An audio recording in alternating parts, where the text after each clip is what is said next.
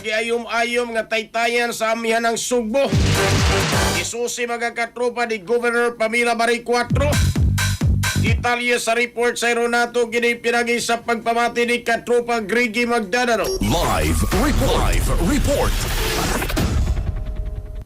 Yes, gi-inspeksyon ni Governor Pamela Pambre 4 ni atong milabang Miyerkules, Mayo 19, tuig 2026 ang 12 ka mga taytayan dito sa manang bahin sa probinsya Sugbo nga nagpadayon karon ang ilahang pag-repair human kini naguba atol sa paigo o pagtayog sa magnitude 6.9 nga linog sa miaging tuig, partikular na ni atong September 30 tuig 2025 ang isgutan ng mga pag-ayom sa mga taytayan makatidad og 100 million pesos diin lima nining nasgutan ng mga taytayan mo ang Pio Bridge sa lungsod sa Tabugon, Lamintak Bridge sa may lungsod sa Medellin, Kadaruhan ug Kabika Bridge sa lungsod sa Borbon ug ang Tabunok Bridge dito sa lungsod sa Sugod.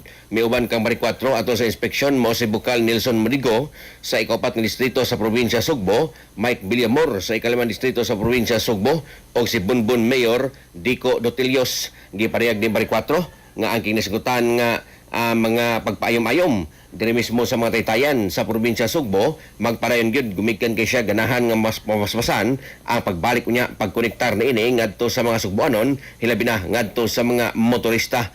Human sa isgutan nga pagbisita dito sa mga taytayan, si Bari 4 ug yun man ang iyang mga kaubanan nangulo usab sa groundbreaking sa mabot 2 million pesos nga road concreting project dito sa may sitio Kamugaw, Barangay Bunguyan, lungsod sa Borbon. Sa to mga katropa diha nga nakalubog ug naghanap ang pananaw, inom kanunay og Vision X Plus of Gel Capsule gumikan kay kini kumpleto sa mga phytonutrients nga mapagtar sa itong mga mata. Ano na kini lutein, beta-carotene, vitamin E ug zeaxanthin.